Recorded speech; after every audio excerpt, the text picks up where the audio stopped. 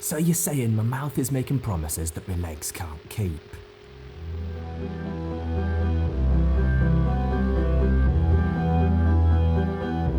We have confirmation that this is security.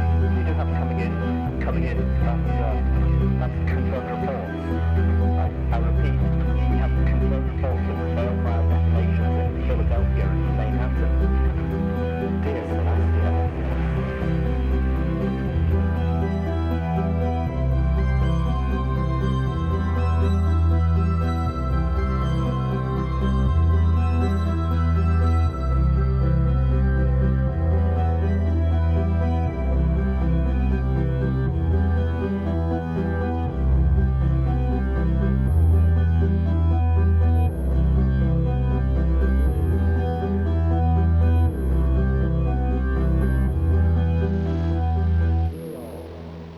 That was BlooBoi with Grave Fission. Hey there friends, I'm Nuclear Yugi, and welcome back to a nuclear reading show.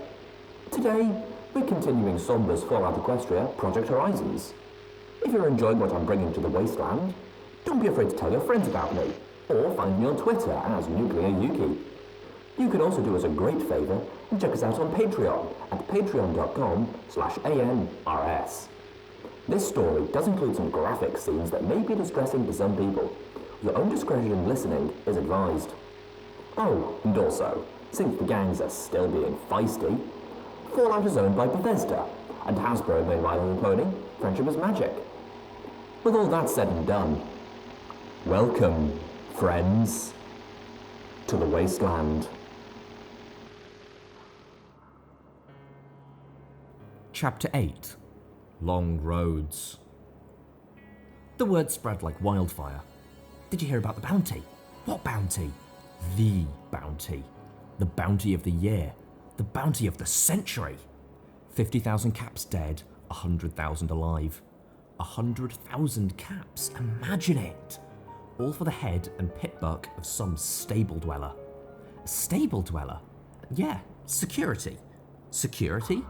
The mare DJ Pwn 3 talks about. Yeah, she's somewhere around Megamart. Are you going after her? Are you? The answer had been yes. As I watched through P21's binoculars, I saw them drawn by the promise of easy money. That very morning, a camp had formed outside the main gates. Only a half dozen. By noon it was 20. By sundown, 50. Most of them had pathetic weapons, rusted rifles and barely mended work implements. But that was changing. The professionals were starting to arrive. Professionals who were asking questions. What did security look like? What weapons did she carry? What food did she like to eat? Who were her friends? By morning the next day, Megamart found itself inundated with customers. Keystone made sure every one of them paid the toll, and even restricted weapons in case a gun wasn't enough of a deterrent. Each of the shoppers kept an eye out for the mare with the red and black mane. Had a single one of them laid eyes on me, I think they have torn me to pieces and hauled me to dais in a bucket. Still, for all the watchful eyes, no pony seemed too interested in the four wastelanders and their Brahmin. Dressed in rags and cloaks, reeking of Brahmin droppings, their packs rattled with salvage from all across Hoofington as they slowly crept north. Reaching the overpass, a gang of 10 stopped them. "We're looking for security." "Oh, security escaped last night, didn't you hear? She was an Enclave agent. Cut her wings off to fool us all." The old buck leading the caravan of wastelanders cackled. "Horse apples," spattered out a caravanner, a grey mare with crossed knives for her cutie mark. "She's still in there. Security's from Tempony. Got enough money to buy the finders. They're finally making their move on the hoof." "She's travelling with a Pegasus and an Earth pony," the cream buck gang leader said as he glowered at the caravanners. "Ain't no turkeys here." The old buck cackled again as the gang searched the packs. He was obviously telling the truth. Clearly none of the travelling ponies could be hiding wings beneath their dusty robes and cloaks. The leader of the 10 looked at his fellows. "Yeah, well, we think security might try to sneak out." "Shit, you caught me," the left head of the Brahmin muttered. The other head gasped. "Your security? You fucker! What did you do with Hank?" A few of the bounty hunters snorted at the two jabbering heads. The The leader looked at the remaining buck and mare. "You, get over here," he demanded briskly of the mare. "Get over here and get those rags off. Don't you lay a hoof on my girl." The olive green buck glared, his eyes drilling into the leader. His wild black mane rose in a mad tangled ridge from brow to tail. A trio of varmint rifles fixed on him, making him bristle but step back. The purple mare gave a coy giggle. "Oh, don't worry, hon. I'm sure they'll be gentle." She wiggled out of the robe, revealing a petite body dressed in frilly, if slightly worn, lingerie that covered both flanks and back legs. Quite a cute mare, if you overlooked the male bits between his haunches. He fluttered his lashes at the leader. "Happy?" The 10 immediately lost interest and returned to looking at Megamart, scrambling as they realised 3 more caravans were leaving for 3 other directions. The caravan turned north, laughing and sharing jokes. A few miles beyond the overpass, the 2 ponies following them turned back. I never thought I'd be glad to see Pony Joe's again. As our caravan walked round the back of the donut shop, I glanced behind us once more before cackling with glee. "You caught me! You nearly made me laugh!" I said fondly to Hank and Tony. "I do stand up," the Brahmin's left head said with a chuckle. Bottlecap smiled fondly as she reached back, licked over the crossed blades, and then carefully peeled off the cutie mark decal, spitting it into the garbage. "Are you sure you won't keep the disguise a little longer?" Bonesaw didn't really have much to remove from himself, so all his disguise entailed was his robes, so he helped me pull off the wiry black hair that had been stuck to me with wax. "Folks need to start spotting security somewhere other than Megamart. If they think we're still hiding there, sooner or later they'll try and storm the place or burn you out. If I know DJ Pone 3, as soon as I plug a raider, he'll be all over it." Plug a raider? 'Cause killing them was a joke. I really was that callous. "You're lucky you've got such a puny horn. Never would have been able to cover it otherwise," Bonesaw said as he magically yanked the clump of hair-coated wax off my brow. I frowned, feeling a little hurt. "My horn isn't puny. It's barely bigger than a foal's," he cackled. I feigned an injured yet dignified expression. "It's not puny." P21 removed all of his wasteland garments, frowning as he glanced at me with a small, almost amused smile. "Bonesaw, does the size of a unicorn's horn have any indication on their magical prowess? Because, Blackjack, I have to admit that I've never actually seen you do magic before." P21 teased. The wrinkled old buck rubbed his chin thoughtfully. "My horn isn't puny. I just wasn't taught any magic, that's all," I said defensively. "I was supposed to have learned some spells after I took over for Mum." Okay, that was a lie, but it was the best excuse I could manage. The truth was that I really couldn't do any magic. Oh, I could levitate guns and swing batons as well as any unicorn, but my telekinesis was hardly all that impressive. In medical, they concluded that my magic hadn't fully developed yet. I still had bad dreams of spending hours with Marmalade trying to summon magic hoofcuffs or cast a stunning spell. Trying to get interrogation spells to work had been an absolute nightmare, particularly when my mum decided that it might help if she demonstrated them by using them on me.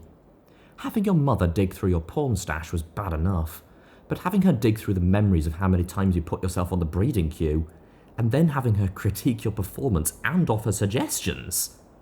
P21 was looking at me in concern. "Blackjack, you okay?" Yeah. Oh, goddesses, was I really becoming that much of a basket case? "I didn't freak out, did I?" "Well." He gave me a definite smirk. Oh, yes, he was actually smirking. That was a Blackjack kind of smirk instead of a sullen P21 smirk. "It seemed like you were turning pretty interesting colours under that paint job." "Oh, leave the mental patient alone," I countered. But I was glad I wasn't thinking about Mum recommending I raise my hips. Goddesses, I was thinking it again. Groaning, I fished around for any other topic I could think of.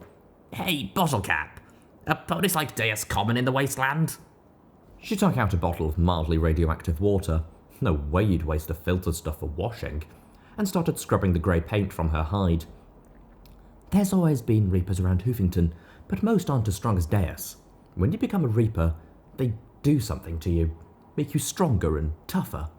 But the oldest reapers like Big Daddy and Deus have potent internal healing talismans and the like. The only ponies that come close to challenging their firepower are the Steel Rangers. Oh, why's that? I asked as I peeled off my cutie mark decal and started scrubbing off my olive paint. For some reason, wearing it made me twitchy. I liked seeing my ace and queen of spades. Then I glanced over at P21's male symbol and 21 dots before he covered them up with his saddlebags. What would his cutie mark have been? A book? A candle? A stubborn jackass? Steel Rangers have the Iron Man Naval Station. The HMS Celestia's tied up there. If they get the guns working on that ship, they'll be able to lob shells half across Hoofington. They've got numbers and ammo, and they're stocking up on every missile they can get their hooves on. Bottlecap looked to the east. But highlands to the north and east of us blocked our view. Most Steel Rangers just worry about stockpiling weapons and technology from the past. I'm pretty sure Star Paladin Steel Rain plans on something bigger. Fortunately, the Reapers love to pick fights from the west, and the Enclave has them bottled up from the south, leaving them mostly stuck in Ironmare. You think they're going to try to take over Hoofington? P21 asked. Bottlecap chewed her lip. Elder Crunchy carrots, never. But Elder Crunchy is growing increasingly old and feeble, and I think Steel Rain would just love to show Equestria what the Rangers can actually do. Unfortunately, the Enclave's got similar feelings. If they go to war, a whole third of Hoofington might be lost. I frowned as I scanned the skies. Speaking of the Enclave, where's Morning Glory? She left before us. She should be here. I glanced behind me at the door to the donut shop. No, she wouldn't have actually gone inside. I walked to the back door and carefully opened it, expecting a wash of pure nausea. Instead, all I smelled was hot air. DJ Pone 3 played calmly from within. Inch by inch, I opened it and peeked inside the kitchen of horror, only to find it... It's clean. Well, clean in a figurative sense. The industrial mixer had been removed, the ovens and food preparation surfaces were so clean they sparkled, and the bodies were all missing. Some pony had come by in the last day or two and scrubbed away every sign of atrocity. Okay, this was one of the more creepy experiences I'd had in the last week. Not as bad as a few places, but still. I walked inside and found Glory reading a magazine in one of the booths, the radio in the corner filling the dining area with soothing music. A Sparkle Cola sat on the tabletop beside her. If she hadn't been wearing that Enclave uniform and battle saddle, I would have thought she was a ghost. A Pegasus filly from 2 centuries ago sitting here and waiting for her date to arrive. Hey, Blackjack. Hey, I don't suppose you've been holding out a shocking talent to house cleaning, have you? I said as I sat in the booth opposite her. No. You mean it wasn't like this before? She gestured with a hoof. The duffel bag with my shotgun and reinforced barding rested next to her. She also had P21's things in a sack. I gave her a skeptical look. This was a raider nest. You saw how they lived. This place should have bodies for decoration and guts for streamers. Fuck, did I really just say that? I took a deep breath, feeling my head start pounding. Some pony cleaned this place up. Well, it wasn't me. I've been waiting all morning, she said with a little smile, gesturing at some empty bottles of cola next to her. There's running water in the sinks, but I think it might be radioactive. You should have P21 check in the ladies' room. There's a locked first aid kit in there. She sighed, propping her hooves under her chin as she looked back down at her scientific Equestria. Though why any pony would lock up emergency medical supplies is beyond me. It does seem counterproductive. I agreed, then went out to tell the others they should come inside. P21 went right to that locked first aid kit. The bathrooms were much more effective at removing the rest of the paint, even though Glory was right about the radiation. My eyes started to itch and my vision turned distinctly more amberish.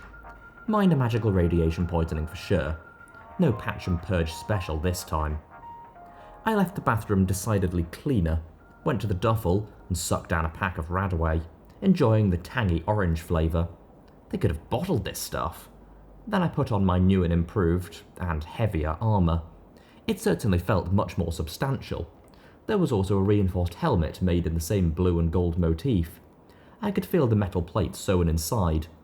Hopefully it would prevent more Blackjack got blown up within an inch of her life moments.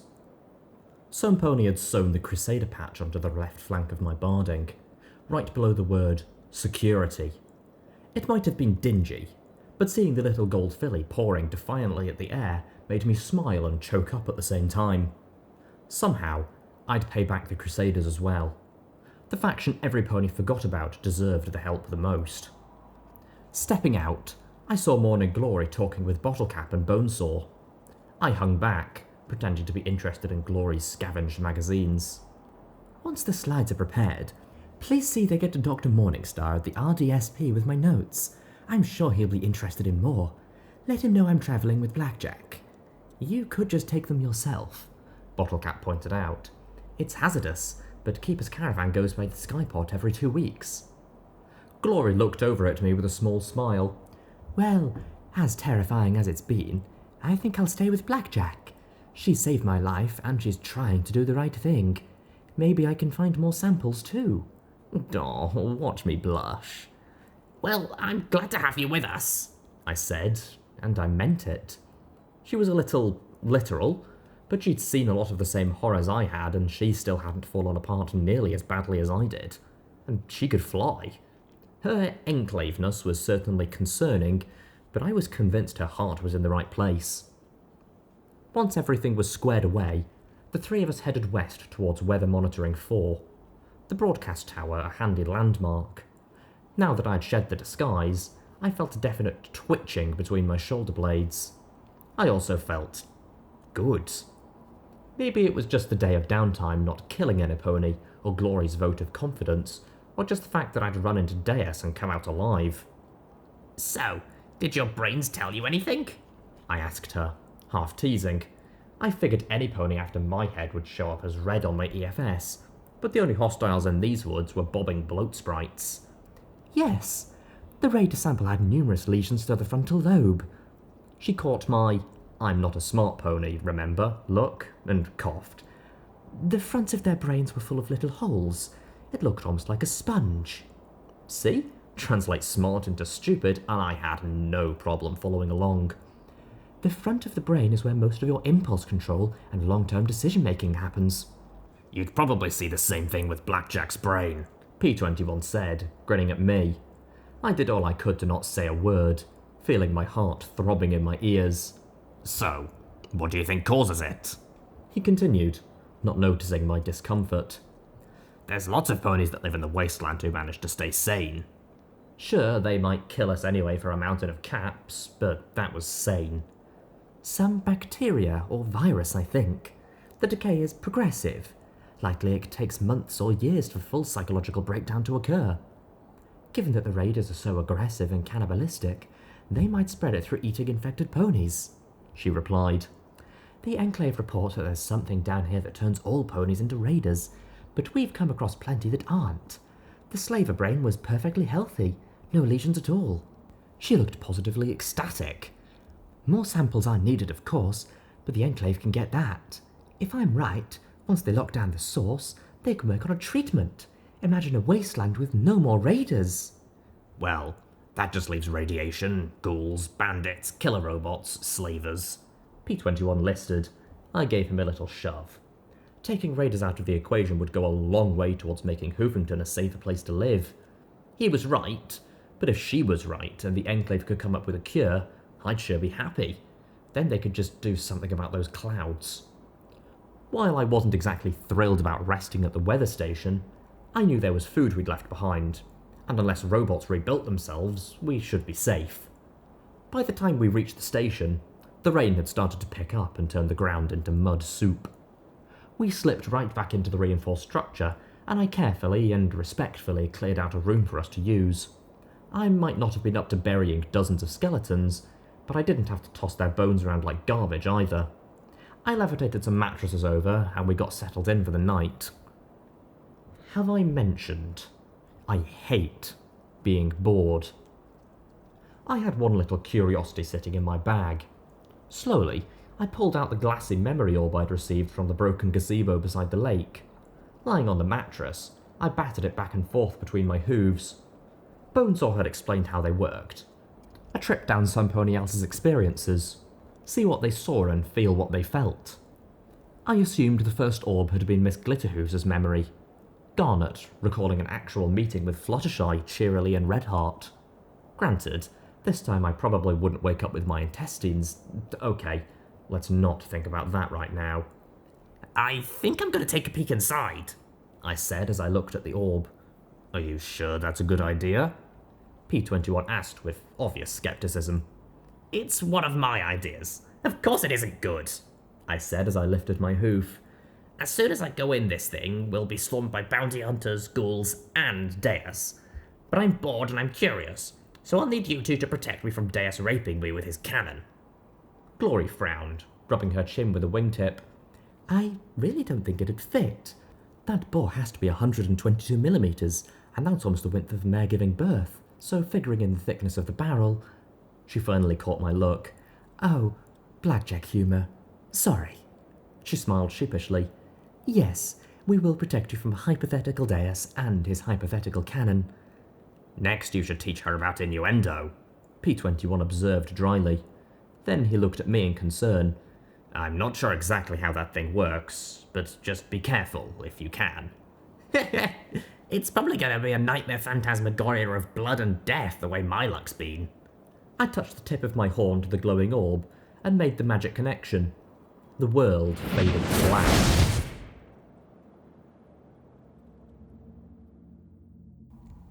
Stars. They'd been a 5-letter word on a black page covered in white speckles in a history book I'd been too bored to really read. Now, 1,000,000 points of light filled the heavens above me. That was nothing compared to the moon. Luminous and white like a polished bottle cap. Ugh, I just used the junk money to describe the moon. I had no poetry in my soul. The lake before me looked as if it was a piece of the night sky. No scummy grey water, swampy weeds, or radigators fouling its flat peacefulness. The air was filled with the sweet smell of clean water and delicate fragrances I could only imagine were flowers. The unicorn mare I occupied fit so well, it was as if myself was standing there. I wanted to taste that water and explore those sweet scents. Sadly, I could not, as she stood underneath a gazebo roof that hadn't yet been crushed by falling sky wagons. I heard hoofsteps on the bridge to the shore, and I felt her lips curl. You're going back again, aren't you? Yup, a deep, mournful voice said softly. I felt him brush up against her flank, felt her body lean against his, her eyes closing as she took in his rich smell and felt his strong body beside hers. Isn't 15 years of your life enough, Macintosh? She asked softly, stroking her cheek against his neck. They need me, came his slow reply. The princess will be there. I think this might finally be over. Over?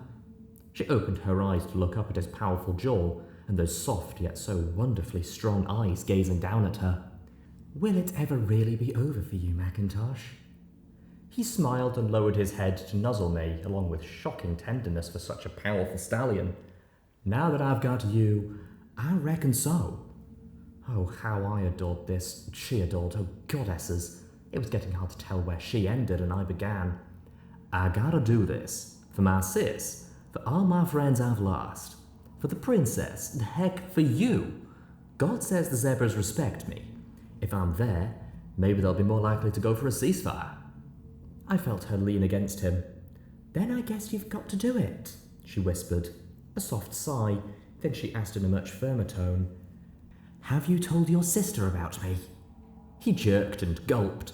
Well, she's busy and, Big Macintosh! We've been together for a year and you still haven't told her. I kicked his leg with a forehoof, but felt myself smiling. He was far too strong for my hoof to hurt him. I'm sorry. I just hoped that if we were together long enough that she'd figure it out. He gave a sheepish smile. I'll tell you what, Miss Maripony. When we're done at Shattered Hoof, I'll hand over my resignation then and there. And? I felt myself arch a brow. And I'll tell my sister and everyone who this wonderful pony is. He added and lowered his head to my own. And? I asked softly.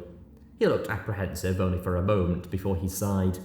And I'll tell him we got to start planning for a wedding. I melted against him once again, kissing him and feeling him hold me. Finally, like trying to tear out my own heart, our lips parted.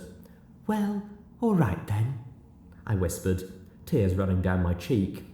They were the sounds of a sky carriage approaching and landing by the house on the hillside beside the lake. "I've waited this long. I can wait a little bit more."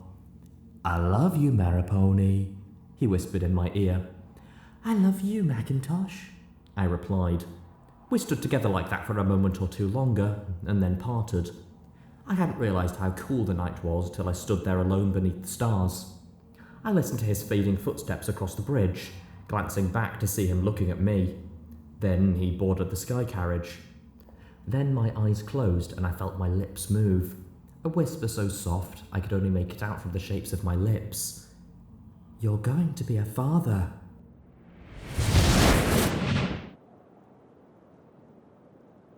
I came out of the memory at once, staring at the softly glowing curve beneath my horn. Love. It was like stars. I'd never seen it before, not like that. Not love so obvious it made my chest hurt. Glory and P21 looked at me in concern. Are you alright, Blackjack?" P21 asked. Was I? I had no idea.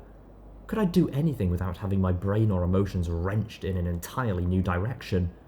I sat up, trying to sort through my emotions into the correct holes. Who was Macintosh? I asked, looking at both of them. Did you sleep through all your classes? P21 asked with a concerned frown. Big Macintosh was the hero of the Equestrian army. He never became an officer, but he was pivotal right up to his death at the Shattered Hoof assassination attempt. Assassination? Suddenly, I remembered old Hoss's journal entries at the flooded field farmhouse. He died saving Princess Celestia, I said, as I looked back at the innocuous orb. Did he have anyone? They looked at me in confusion. Did he have anyone? Like family? A kid? I swallowed hard against the lump in my throat. Some pony named Mary? Maripony, maybe? His younger sisters were Applejack and Applebloom, but other than that, no, I don't think so, Glory said as she shook her head. Shit. Now I knew how to feel. There was some sadistic being out there beyond the stars serving out a buffet of misery and regret for me to wallow through. No, I couldn't let myself start thinking that way. There was no way out of that hole. "I'm sorry. I guess it was bad," Glory said softly in concern. "No," I said quietly. He died and left her alone with a child, completely forgotten by every pony. It wasn't bad. It was wonderful. And that made it so very much worse. I closed my eyes as I walked out of the room to step outside and let the rain wash some of the sorrow away. When I'd come in from the rain, I shared what was on the memory with both of them. Surprisingly, P21 looked more touched than Glory that the hero of Equestria had a love that never made it into the history books. I wondered why she'd been forgotten. Had she remained silent, bearing a colt or filly free from the strain of that tragedy? Did she try to connect to Applejack? Had some editor just thought she wasn't worth printing? And most pernicious of all, what had been her ultimate fate? Had she died beside that lake with Big Macintosh's child, the waters fouled by radioactive fallout as the world crashed around her? I knew that I shouldn't care. She'd been gone more than 2 centuries, so why care about a pony that no longer existed? Was it vanity? Did I want some pony to remember security 2 centuries from now? Was it loneliness? Now that my world had gone from a stable of a few hundred to less than half a dozen ponies? And was I desperate to connect to some pony good? Some pony that could teach me about positive things in life? Just seeing Fluttershy's statue had inspired me to do better. I needed to do better. I watched the memory 3 more times, but there was nothing there but regret. I'd like to say that in the morning the rain stopped, and for the first time I saw the moon and the stars, and maybe the sun too. The reality was the rain slacked up enough to travel, but drizzled enough to turn everything into wet muck.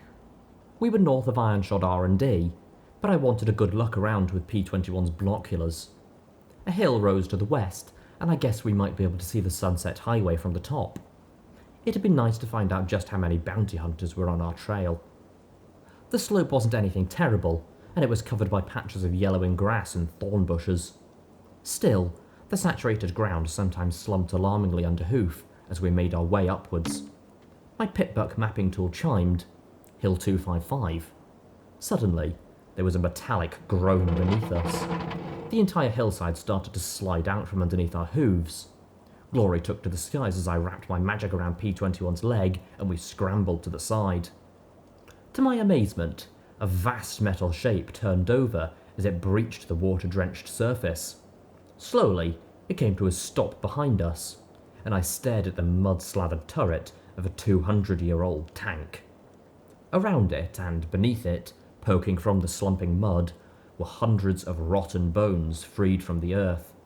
Slowly, I swept my eyes across the field to the west of us.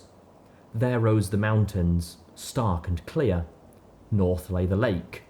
Was it my imagination, or could I see the tiny remains of a gazebo from here? South, I could make out the many wings of the Fluttershy Hospital. But immediately south and west lay only battlefield. Even 200 years hadn't obscured the battle lines. Armoured skeletons lay next to strangely graceful zebra weapons. I made out one large glowing crater southwest of the hill. It wasn't alone. Small lakes and ribbons of contaminated water lay everywhere. Even atop of the hill, my radiation scanner ticked softly. A ring of concrete crumbled out at the top of a hill, and I could make out something spray-painted on it. Take care of. But the rest had been lost to time. Taking out the binoculars, I scanned the terrain behind us. Wow, there's a lot of folks between here and Manhattan. I could see them moving like bugs along the 2 lines of asphalt between the Boneyard and Megamart. South of us there seemed to be quite a few wandering eastward from the clinic. Past the clinic, though, it looked like most of the road was abandoned. I made out a few large rectangular buildings beside the winding highway. I smiled a little. I think we just skirt around the Fluttershy Clinic and keep our heads down. We might just be able to get past. Then I noticed P21 wasn't listening as he looked down at the tank. P21 rubbed his chin thoughtfully with a hoof as he looked at the wreck now lying on its muddy treads. Think we could get it working? You want to fix a tank?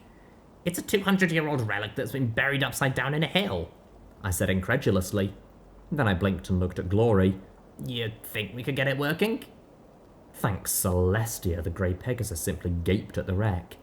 I wouldn't have a clue where to begin. Leaving the wreck and visions of rolling along in an armoured war machine behind, we picked our way south. The pitbuck mapping function just labelled the entire battlefield as No Ponies Land. Given the number of decaying zebra weapons and sets of armour, I'd say it was accurate. I clicked on the radio, glad to have music to cut out some of the gloom. We didn't have to wait long before the DJ, Bottlecap had actually explained what a DJ was yesterday, came on. You can't beat Sapphire Shores for sass and spunk. That was Ain't Gonna Hang My Head. Well, if you were listening earlier, you probably heard Security Mayor's little declaration of war against Paradise Mall. It looks like Paradise has responded in kind by putting a big bounty on security. Now I know, times are tough. I know a number like that is bound to turn any pony's head. But given where the money's coming from, I just gotta ask. What's to stop them from turning around the second you step out the door, taking the money back, and tossing your tail into Brimstone's Fall? Even if they do let you walk away, enjoy spending every day of your life keeping an eye out for bandits and slavers. Oh. There was a shaking of paper and a conspicuous clearing of his throat. And I got a little memo from the 10 Pony Town management. Those caps count as rating activity should you collect, so don't plan on coming here with them. We're never going to do better if we kill every pony trying to do the right thing. Ponies selling ponies to ponies who work ponies to death is just wrong, no matter how you buck it. And so with that in mind... The music began again. Here's Sweetie Belle with Priceless. For the first time, I was starting to warm a little to the DJ. I had to agree. Making me out to be a hero was annoyingly helpful. But it was good to hear any pony arguing against 50,000 caps for my head. I just wish he'd got it right that it was Deus that made the bounty. Though on second thought, that bastard would probably enjoy it. So it was also explained why so many hunters were watching every inch between Megamart and Manhattan. If DJ Pone 3 was in my corner, Maybe I was running there now. Then some pony started shooting. First, it wasn't any of us. Second, it wasn't at any of us. I relaxed as I took out the shotgun. The gunshots came from the south, and moving quickly, I could make out lots of yellow bars on my EFS. Glory glided carefully between the hills as we came across a siege. A dozen ponies fired pot shots at the bunker that returned fire through armoured slits. Get your tails out of here! Shouted a mustard-browed pony with a battle saddle armed with 2 automatic rifles, as we circled around behind them. We're gonna skin you for the Brahmin you eat! Not a very convincing argument for them to get out, P21 said as he glanced at me. We could just go around and let them shoot it out. That would probably be the smart idea. Unfortunately, I am not a smart pony. I moved up behind assault rifles and levitated out my baton. Hey, what's up? I asked brightly. Got a bunch of them thieving crusaders holed up in there. Ate 3 of our Brahmin. Assault Rifles said as he scratched his pockmarked hide with a hoof. I might have not cared for his hygiene, but I had to admit that I liked the mirrored sunglasses he wore. Very snazzy. 12 adults shooting at crusaders? I said incredulously. Well, yeah, it's our 3rd Brahmin they eat. He glanced at me and then at the door of the bunker. And you're sure it was these kids and not, say, a ratigator or something else? I said as suggestively as possible. Doubt flickered in his eyes as his scowl turned sourer. Well, I guess. Maybe, he muttered. Then he looked over at me. He lowered his glasses to stare at my barding, and then his eyes widened as dreams of avarice bloomed in his eyes. Don't do it, I warned, giving him the look, pressing the tip of the baton against his chin. You won't live to get your share. Right, well, guess we get out of the rain. Come on, boys, he said with a sickly grin. The other ponies gave a few more shots, but quickly they moved up into a clump, talking between themselves and looking back at me more and more. I've got a distinct feeling we're going to have to fight them pretty soon, P21 said sourly as the mob moved further south. That bunch is just screaming ambush to me. Then when they shoot first, they can find out how bad of an idea it is, I said as I approached the door to the bunker. You can come out, Crusaders. They're gone. The rifle shot against my barding told me they weren't convinced. It stung like mad, but no penetration. The bars were still yellow, so I could only guess that was a warning shot. I reached out with my magic and gave a hard yank on the muzzle. The rifle came flying out the slot in the door. Hey, not fair! Some pony protested inside. There was some tense muttering inside, and then one by one, fillies and colts stepped into view. All wore the same cloak with the same patch on it. A Chartreuse unicorn's eyes widened at the sight of me. Whoa, it's security! A little bit of pride blossomed inside me. Then she turned to the other 3. If we take her out, we can get thousands and thousands of caps! That pride shriveled and died and then rotted in a pernicious cloud of decay. If I had to kill Crusaders, I'd just put my head on a platter for Deus and give them the full bounty. Don't be an idiot, Medley, a rose colt with a magenta mane snapped. She kills raiders just by looking at them. Besides, she helped Boing's band out of a pinch. And she got ate by ghoulies, Allegro, a lackadaisical blue colt with a purple mane replied. And she got us out of a pinch too. Or you think them Brahmin farmers were just going to let us out of here? A purple filly with a silvery white mane looked curiously at the patch on my barding. And she's a Crusader too. She easily had to be the youngest of the 4. No, what? No, she isn't, Sonata. She's too old, Medley said as she scowled at me, walking around to look at the Crusader patch. What? What are you doing wearing our patch? She demanded crossly. You're old! I wonder if she thought there was a certain age that the patch would just pop off. How old do I have to be before I can't be a Crusader? I asked her, and she scowled, opened her mouth, then closed it again in confusion. I do want to help the Crusaders if I can. Well, I don't hear that often, the rose colt said with a grin. I'm Allegro. That's my bro Adagio. Over there is Sonata, and the hornhead is Medley. He leaned towards me and added in a stage whisper, Don't worry about her. She's a pill. I am not, she shouted back at them. I just don't think we should be nice to her. She got school-deleted. Medley pointed an accusatory hoof at me. I sighed, sitting down in front of the four. I did. I was stupid. She tried to tell me what to do and I didn't listen. Medley's scowl faded a little. I thought she was stupid and frightened. I was stupid. I should have been frightened. If I would have died, then it would have been fair. But I didn't. She did. And for that, I'll always be sorry. I could only hope that they'd believe me. I don't think I could have fought them if they didn't. Medley frowned, but then looked away with a huff. The 3 earth ponies seemed to accept my apology. It's okay, miss. Ghoulies what don't talk much will munch most any pony, Sonata said solemnly. So, why were those ponies after you? P21 asked with a nod of his head in the direction of the dozen ponies had taken towards the south. Oh, that lot think we were approaching Brahmin, Allegra said with a snort. We got 1 rifle, and Brahmin ain't stupid. Well, not as stupid as Radhog, but they got it out for us. Bad blood and all. He pointed a hoof towards the crater. There's a bunch of mutant critters living over there in the old bunkers what got blowed up. They're dragons, Adagio said lazily as he lay down next to the rose-coloured colt.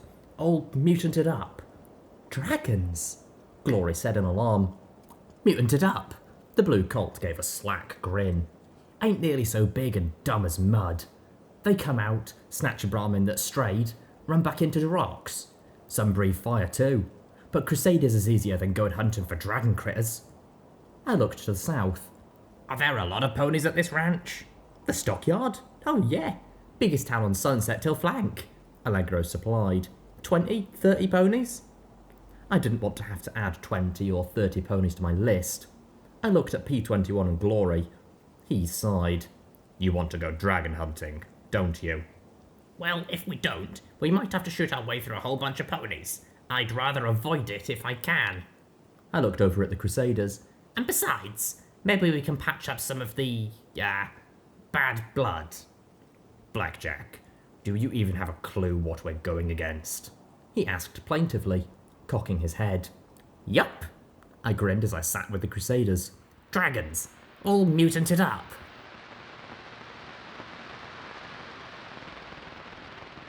Okay, I admit it, I had no idea what I was facing. I didn't know how tough they were, or how many of them there were. All I knew was that for a change, I had an option to help ponies instead of shooting them. That was what I was going to do. I didn't want to die, I just wanted to do the right thing.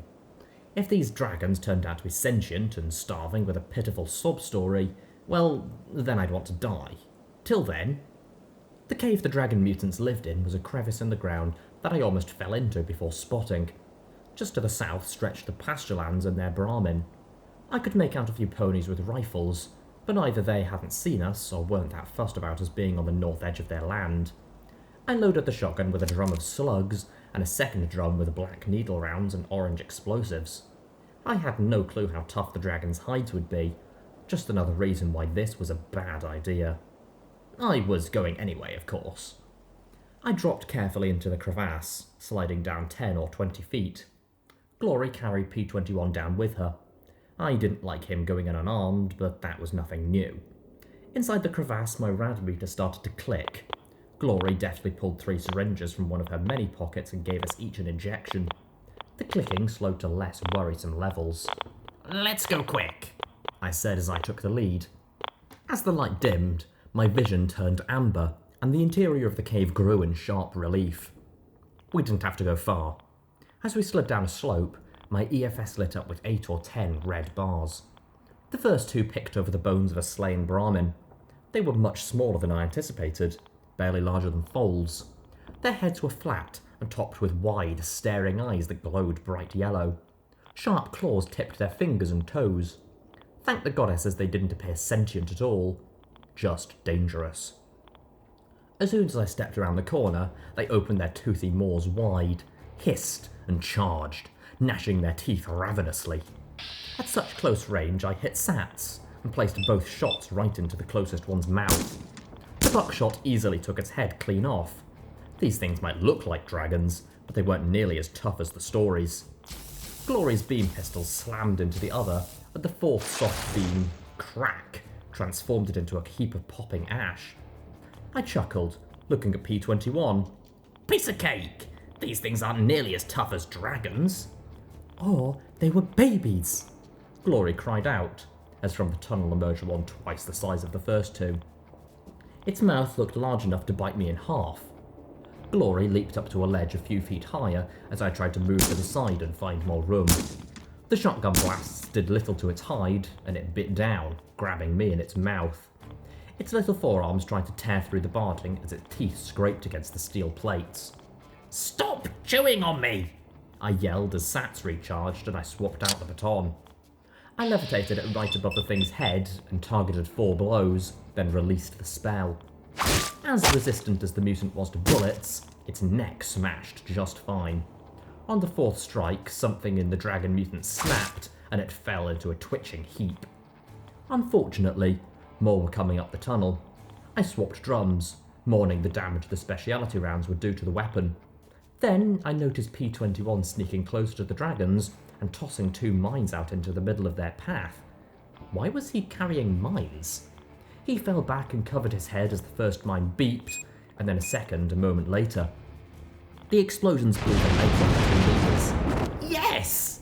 I cheered at P-21, who now did all he could to disappear against the cave wall. I charged forward, screaming and grinning like a madmare as Glory nimbly sprang up the rock ledges above me. Her beam shots did little, but I'd take all the health I could right now. Sats let me target 2 shots into one mutant's chest. The first explosive round blew out a pallet-sized circle and showered me with shards of shell. The second shot fired a hoof-sized spread of the finned darts into the hole.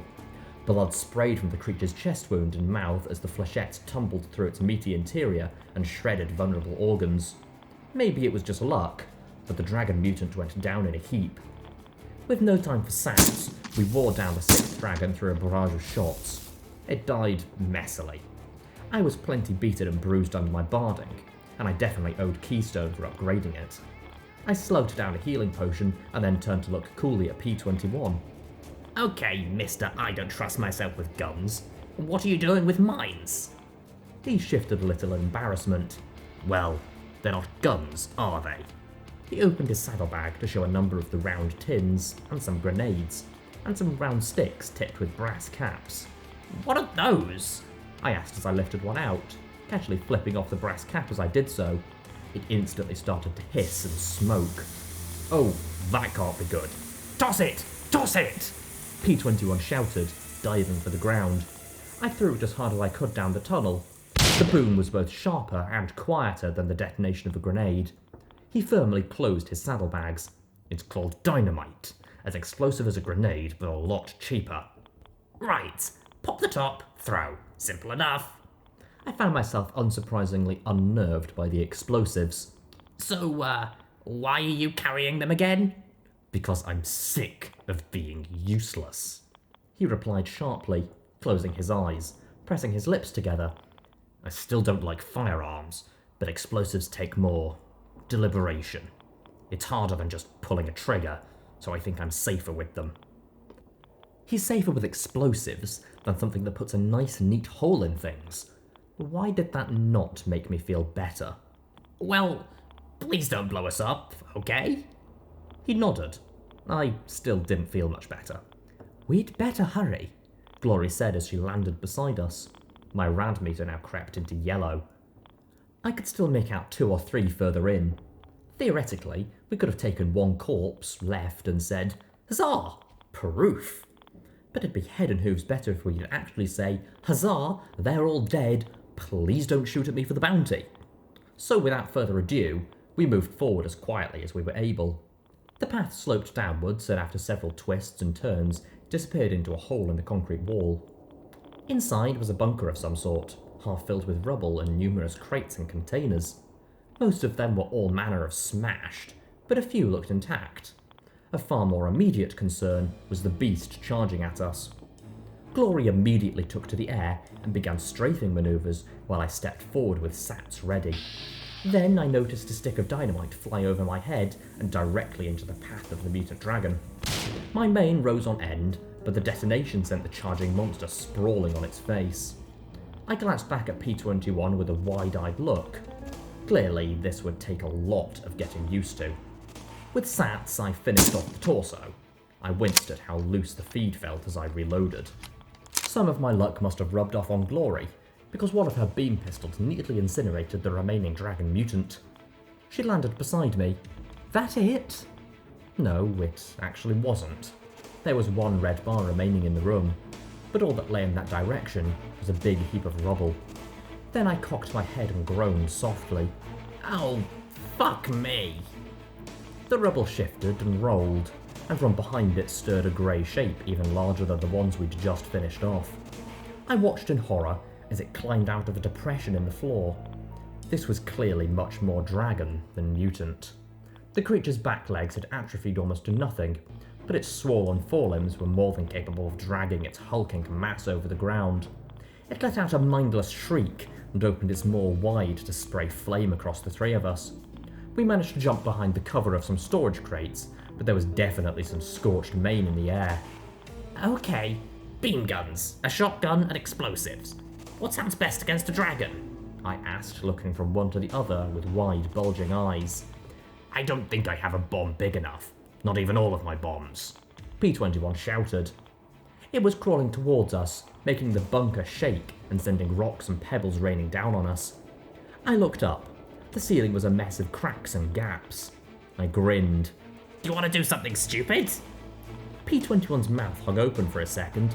Sure, why not? He said, throwing his hooves up in a shrug.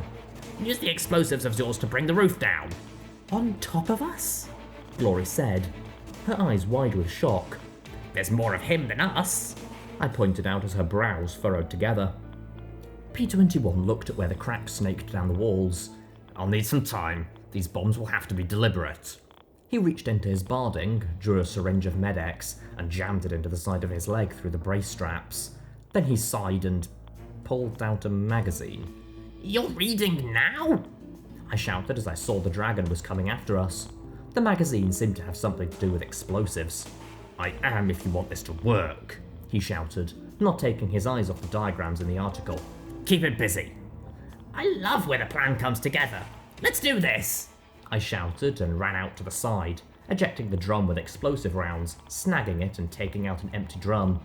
As I raced ahead of the spewing flame, a stream of green-banded rounds slipped into the drum. I saved Sats and shouted, Go for the eyes, Glory! I went for everything else. I began to fire the green rounds. They didn't penetrate in the slightest. Instead, green gunk spread all over its limbs, then flared bright green and sank in through the thick hide.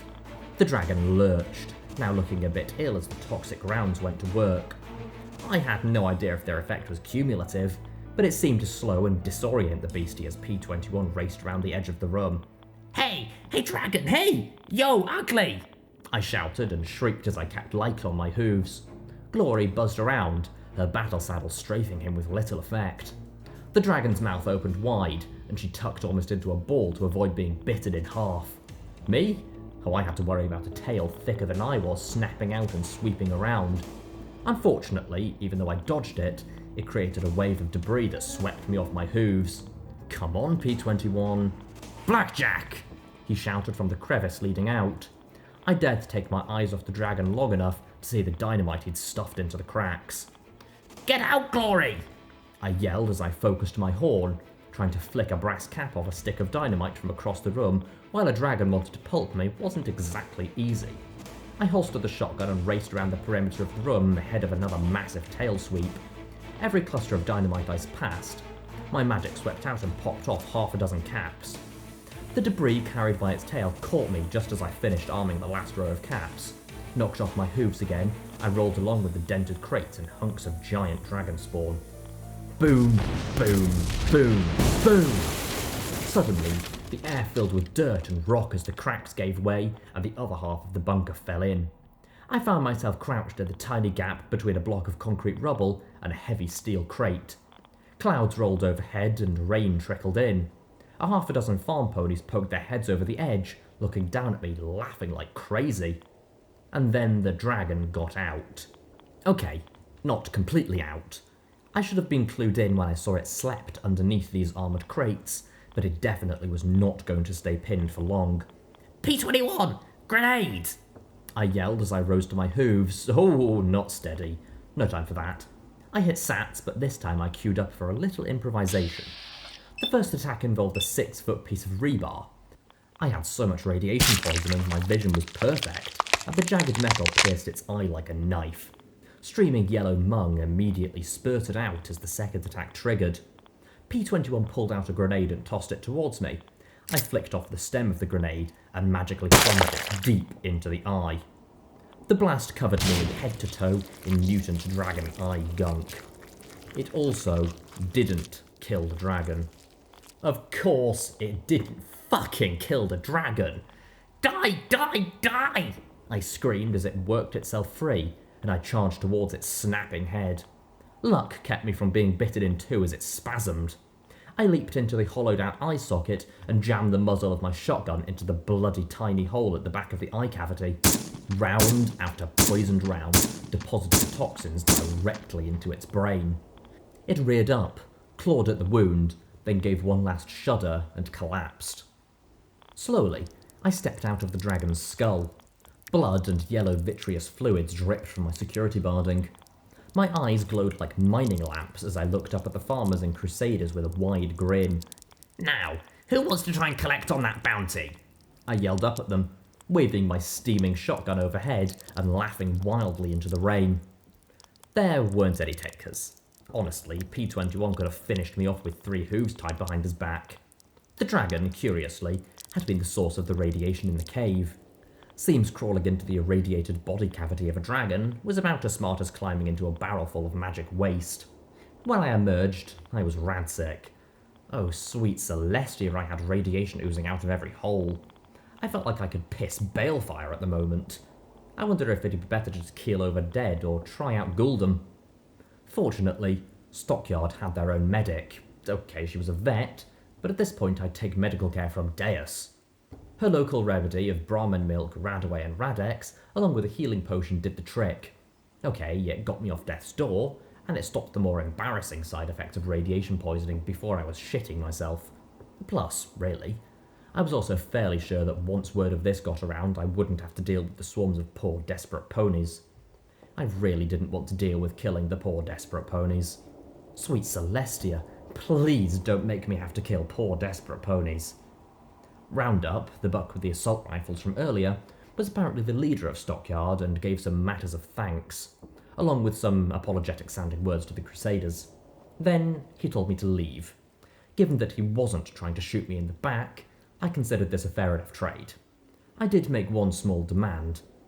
I took his snazzy mirrored sunglasses and slipped them over my glowing eyes.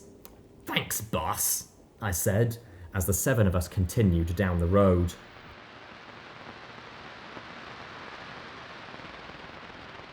And then she was all like, die, die, die. And the dragon was like, rah. And she said, oh, want some. And they were all like, not me. And that was so awesome. Sonata shrieked as she bounced around in glee around me on the tips of her hooves. Clearly the event of her life. Adagio hummed along with Sapphire Shores on the radio. We know, Sonata. We were there, remember? The Chartreuse unicorns certainly hadn't repeated that if they turned me in and they'd had enough caps to swim in. Now that my body was far less radioactive, I had to admit that the fight with those dragon critters actually hadn't gone that badly. I may have been battered and bruised, but I hadn't gotten burned or munched. You know, I got to wonder, how do you 4 hear about the bounty? It's only been about 2 days. I couldn't believe word got around that fast. Oh, Redbeard was going on about it on Paradise Radio. You can pick it up this far south. Allegra said as he pointed at my pip-buck. Gotta warn you, he's a bit of a jerk. We can just listen to him because sometimes he talks about a big score. We make sure we ain't the score. I frowned and switched channels, getting a sigh of disappointment from Adagio. After 2 channel changes, there was a sharp crackle, and then a buck's harsh and grating voice filled my ears. It sounded like the voice of a rusty bucket. Know what I think? I think it's a scam. That's what I think. We've got it pretty good around the hoof. We got better tech, better food, better water, better everything. In bad times, we're on top. So what does Temponi do? They dig up some cunt, dress her up and send her here to stir trouble. We already got Enclave poking their snouts where they don't belong. We got Steel Raiders, Rangers, threatening to blow up half the city. One outsider after the next coming here, stirring up trouble. And now security. Either she's a Manhattan thug with an itchy trigger horn, or she's one of those brain-damaged stable ponies now out in the wide world and can't help but fuck with us. This is our home, our lives. She butchered Rosa's group, smashed her horn clean off, then gave her a 5-second head start before sicking the goons on her. Oh yeah, security is all in arms against bad things happening to ponies. Unless you're the pony she doesn't like, then she doesn't give a fuck about you. That's why I'm glad Ursula didn't just back Dare's bounty, but matched it. The sooner this hypocrite is out of our mains, the better. So, someone put security to rest, and collect yourself 100,000 caps. Or better yet, give her skanky-ass to Deus and double it. What do you say? What do you fucking say? I switched the radio off, feeling like I was going to be sick. Okay, I hadn't expected that. I thought the DJ Pone 3 was bad enough. 200,000 caps. Yeah, that's pretty amazing actually, Adagio said lazily. I thought the 10k for Bill the Slasher Pony was a lot, but that's nothing. Honestly, I had no idea how many monsters I could kill that would be a deterrent for desperate ponies after my head. Ponies after a lucky shot. Ponies who'd kill me in my sleep. Worse, I had to agree with him. If you were red on my pit buck, there was no mercy or consideration. I'd basically threatened every slaver with death. But like Roses had said, she had a kid. Then P21 smacked the back of my head. Hard. I hissed, hugging my throbbing skull. What did you do that for? He rounded and looked me square in the eyes. I know that look. I'd rather not have you pass out again. His blue eyes narrowed. What was Miss Roses doing when you butchered her group? She was slaving? As I recall, she was trying to kill you, Blackjack. Remember that machine gun? Oh, yeah, she was slaving too. He said with a huff, sitting in my path. So to review, she was trying to kill you while slaving. Do you think when she started that career, she was aware that maybe somebody might kill her for that? Or did somebody issue some sort of slaving license to her that makes her immune? Well, actually, Paradise does that. Slavers ain't allowed to shoot slavers what have a Paradise license. Medley offered a smile. She received a number of dirty looks and the unicorn filly gave an injured, "What? They do?" P21 took a deep breath. Right. So unless you started working for Paradise slavers, you have no reason to blame yourself for any of that. You are not responsible for the grief and blood that others bring on themselves by being cruel, greedy, or stupid. I don't want to kill ponies that just want a better life. I do. Especially if the way they're trying to get that better life is by killing my friends. He shouted at me. Any pony that takes a shot at us has forfeited any right to live, Blackjack. You have got to learn this. No! I shouted back. I can't do that. I can't just kill some pony because they're red on my pit buck. I took a step back, trying to get my heart and breathing under control. If some pony comes after me, I'll kill them if I have to. If I can get away or scare them off or something. Red is dead can't be my first option, P21. He covered his face with his hoof, shaking his head. When he lowered it, he wore a small smile. You are absolutely amazing. You know that. It comes from being stupid. I countered lamely, pawing at the cracked asphalt with my hoof. So, I'm your friend? I gave the smallest smile of my own. He coughed, his eyes going wide as he rubbed the back of his head with a hoof. I don't know a word for a pony that drives me crazy with her stubbornness and refusal to use basic common sense. If that's a friend, then that's exactly what you are. I heard a crunch and looked over at the Crusaders in glory sitting in a row. Allegro had pulled out a box of 200-year-old stale popcorn and munched it. The Pegasus was red from ear to throat as she stared at us. Oh, just kiss her already! Medley shouted.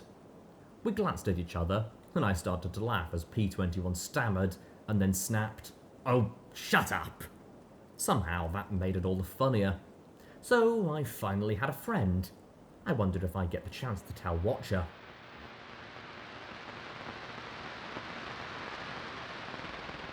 Medley shrieked as the buck ploughed into her over and over again. Sonata just whimpered with every shove as she took it like a broken doll. Adagio curled up as he was stomped again and again till bones cracked, skin spilt, organs spilled. Allegra tried to fight.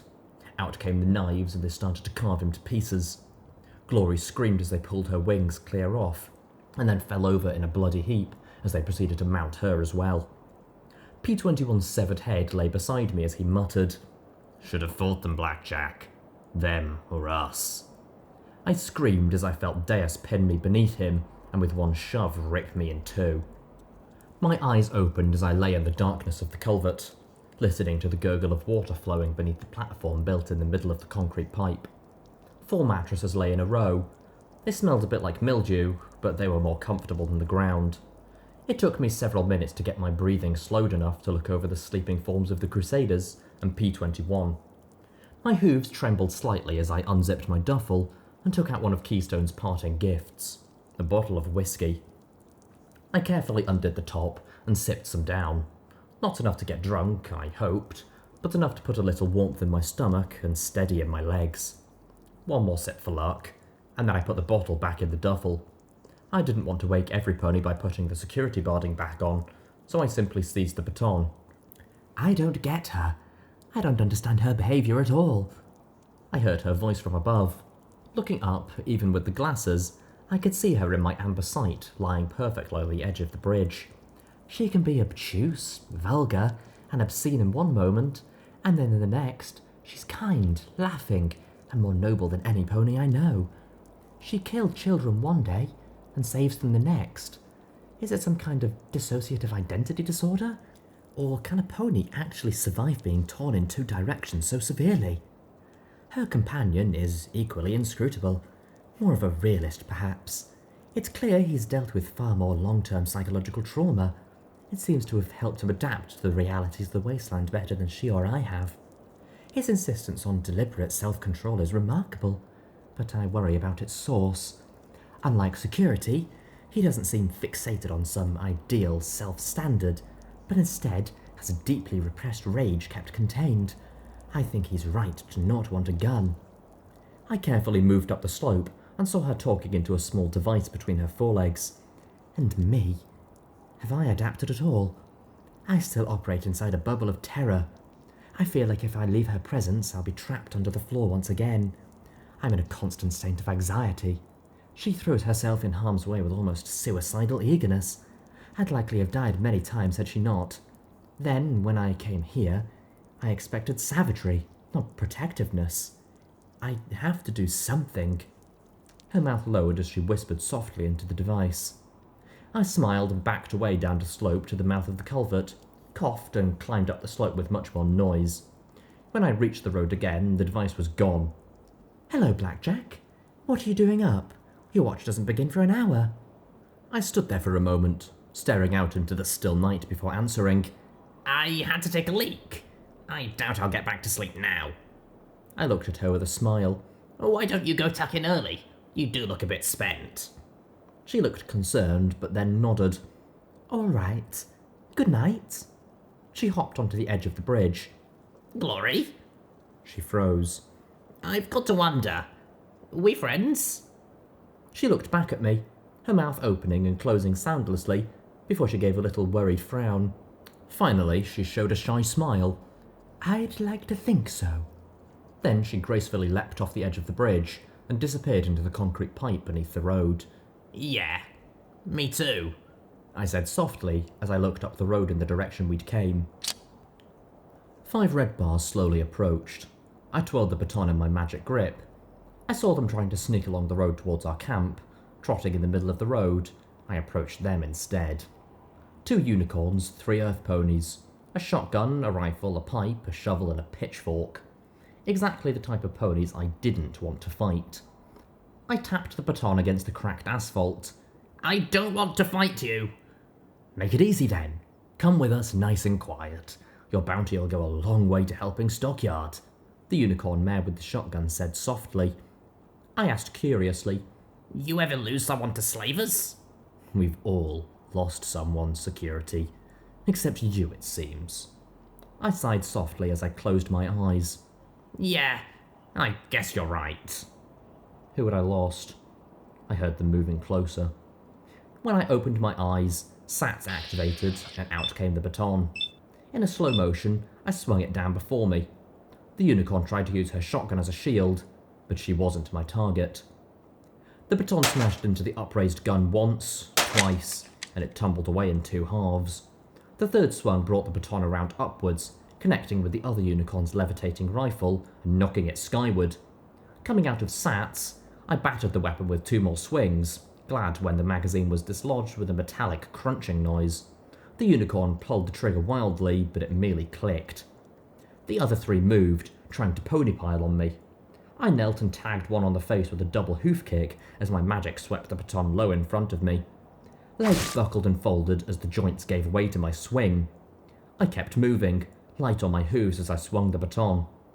When SATs recharged, I unloaded one strike each per opponent, rather than simply beating in one skull after the next. I raised both front hooves and blocked the shovel with my pit buck, glad for the reinforced casing, and then brought my baton up smartly between his legs. He dropped his weapon, but I got a pitchfork in the ass for my trouble.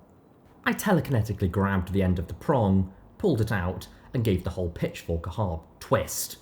The wielder's jaw cracked like a gunshot. Shotgun Mare grabbed the shovel with her magic and tried to stab me with the sharpened tip. The baton popped right up in my glowing magic grip, deflecting the implement up as I ducked beneath it and body slammed her to the ground. I, Kick, do not, Stomp, want to fight. Ram. You! I finished as I stood over her. Then I realised she wasn't breathing. Oh, sweet goddesses, not again. Glory! I screamed as the other four backed away. The grey Pegasus dropped from the night sky, beam pistols ready as she landed. P-21 emerged from the gloom with a grenade in his mouth as he looked at the remaining four and slowly shook his head. Glory at once started to pull out equipment. She administered a healing potion and then pulled out two small talismans on wires connected to a spark battery. "Get back," she told me as she connected one talisman to the fallen unicorn's horn and the other to her cutie mark. A Brahmin, curiously enough. There was a crackle and rainbow light shot through her as she was revived by the spell. "She just killed you," Glory said quietly to the gasping unicorn. "And she just saved your life. Leave her alone now, please. She's got better things to do than beat up farm ponies after a quick cap." The unicorn mare staggered to her feet, and the four other battered ponies together started their way back towards Stockyard. Thank you, I muttered. "I knew something was wrong. Those five must have been waiting till your shift. You saw them, didn't you?" She gestured to my pit buck, and I nodded. Glory looked down at me and said softly, "We're friends, right?" I like to think so, I replied softly. "Then don't do that again, understand?" Glory said firmly. "Friends let friends help them, even against themselves." Morning Glory then crouched, and the petite Pegasus leapt into the air, flying back to the culvert. I sighed, noting that she hadn't given me a healing potion for my own injuries. I looked at P-21. Your turn? He just thought a moment and spat the grenade back into his saddlebags. Nah, I think she covered it. He started back towards the culvert. No offense, Blackjack, but sometimes you really aren't a smart pony. I groaned and flopped onto my back, my butt throbbing as I covered my eyes with my hooves. Tell me about it.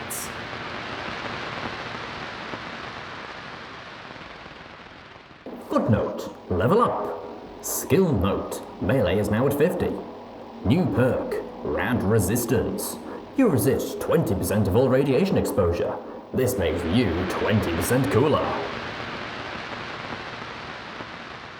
I don't think there's been a bounty that big in the wasteland at all. Ever. And I mean, I've been out here before Blackjack's time, so it really doesn't surprise me there's been some ponies out here trying to make that chunk of change by, oh, how did she put it? Hauling her ass to Deus in a bucket? Anyway, music time. Here's the Wasteland Wailers with a whole lot of magic. Enjoy, people!